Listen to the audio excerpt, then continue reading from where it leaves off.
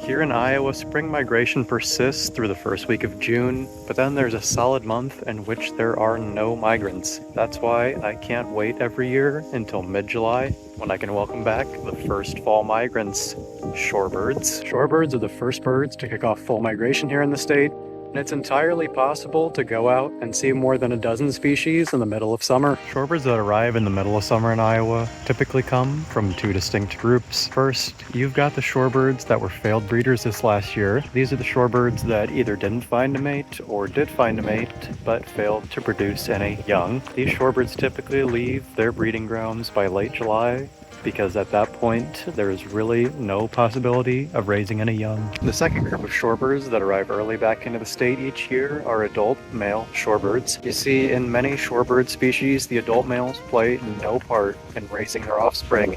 They simply find a mate, reproduce, defend their territory, and once their mate has laid eggs and those eggs have hatched, the adult males are out of there. Today, I'm going to try to welcome the first southbound migrants back into the state of Iowa. Let's see what we can find. We've got a lot of rain here in Iowa lately, and although this rain has drowned out a lot of crops and agricultural fields, it has created some incredible shorebird habitat. I can see that there's about 100 shorebirds at this mudflat right now, so let me show you what I'm seeing. The first birds that I noticed were not shorebirds, but a few Franklin's gulls that were hanging out on the mudflats. I was thrilled to see that a few of these gulls were still sporting their handsome breeding plumage, as most of the photos and videos that I had taken of this species in the past featured their non-breeding plumage, in which they lack a black head. There were also a couple of Franklin's gulls that were actively molting out of their breeding plumage, leaving them with a messy-looking appearance to their faces. It was really cool to see them in this stage of molt, and they were busy looking for morsels in the sheet water to help fatten themselves up before migrating further south. Foraging right next to the Franklin's gulls were a few killdeer. These common plovers are always among the most numerous migrants when shorebirds begin heading south in July. It looked like this individual may be in the process of molting some of its tail feathers, as its rear end looked especially ragged. I watched as this same bird gobbled up a bite of food, but it looked to me like it just swallowed a mouthful of mud. I imagine it can be difficult for birds to avoid ingesting mud when trying to catch invertebrates in these messy conditions. Pectoral sandpipers were the most numerous shorebirds present at this first stop. Males do not help their partners raise their offspring, so many depart their breeding grounds by early July. In contrast, shorebirds such as lesser yellowlegs have evolved a system in which both parents incubate the eggs and brood the young. Therefore, male lesser yellowlegs do not depart earlier than females. In fact, the opposite is usually true, with adult females often heading south before their partners. It's too early to be seeing yellowlegs who successfully hatched young this breeding season, so all of the yellowlegs present here must have failed to produce any offspring this season. There were lots of yellowlegs foraging in this flooded field, and though most were lesser yellowlegs, two greater yellowlegs did tower over their lesser yellowleg cousins. Here's a good comparison of the two, in which a greater yellowleg's large size and proportionately longer bill can be observed. Although lesser yellowlegs are consistently one of the most common shorebirds that I see during migration, their conservation status was recently re-evaluated to vulnerable after studies have found that their populations have long been declining. Ephemeral flooded fields like this one are crucial stopover sites for this species on its southbound migration. The best bird that I found in this waterlogged field was this short-billed dowitcher. Separating short-billed dowitchers from their long-billed dowitcher cousins is very difficult. Fortunately, any dowitcher species observed in Iowa in July is almost certainly a short-billed dowitcher, as the first long-billed dowitchers don't typically show up until late September. This bird was fueling up using its signature sewing machine feeding style.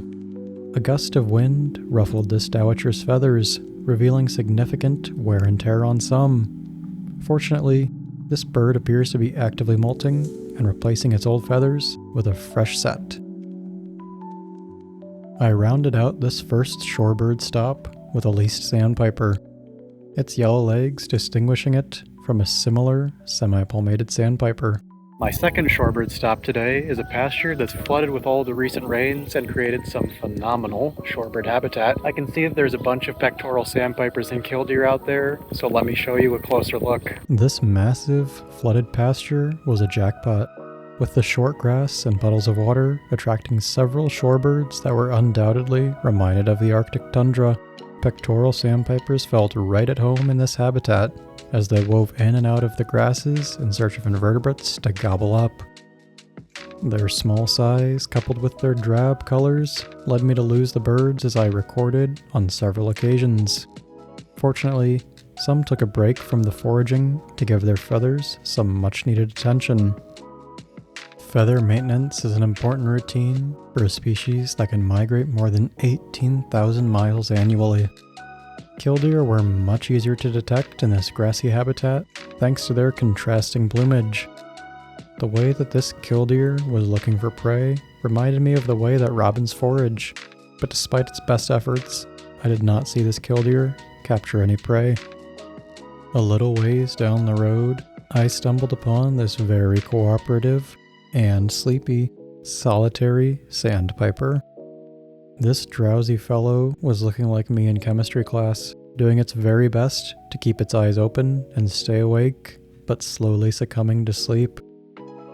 I can't blame this little one for being tired though, as it likely just migrated hundreds of miles the previous night. Hopefully, it can get some well-deserved rest before continuing on its lengthy journey to its Latin American wintering grounds. My final stop on this shorebird-filled day is a shallow wetland that's too deep for most shorebird species, but there is some good habitat along the banks of this wetland, and I can see that there's some pretty decent shorebirds here right now. Let's take a look. This shallow wetland produced the best birds of the day. I immediately noticed this young pied-billed grebe as it preened through its feathers. The black and white feathers, characteristic of immature pied-billed grebes, still apparent. I then turned my attention to a trio of shorebirds. I was excited to see that all three birds were different species. Can you identify all three of these shorebirds? If you guess solitary sandpiper, pectoral sandpiper, and lesser yellowlegs, then you are absolutely correct. Waddling in the shallowest part of the wetland was this itty-bitty least sandpiper. The bright brown feathers on the back of this bird suggest it was born this past summer. Meanwhile, not far from the least sandpiper was this pectoral sandpiper from the trio of birds I showed you earlier. This silly shorebird was smaller than most pectoral sandpipers and exceedingly cautious as it slinked along the shoreline. My attention was then drawn to a bird swimming madly in circles nearby, and I knew instantly that I had found a phalarope. The extremely drab plumage and lack of any prominent facial markings let me know that this was a young Wilson's phalarope. Seeing a phalarope is always a treat. My favorite observation of the day wasn't a shorebird at all. Instead, it was this pair of ruddy ducks that were doing a magnificent job of keeping a low profile in the aquatic vegetation. I would have completely missed them if not for the male's low-pitched display calls. Take a listen. I was ecstatic to see the male displaying, as this was the first time I had ever witnessed this behavior. Getting to see this gorgeous duck with its baby blue bill and amazing lighting was the perfect way to cap off my day. Overall, I ended with 10 shorebird species. Not bad for a day in the middle of summer.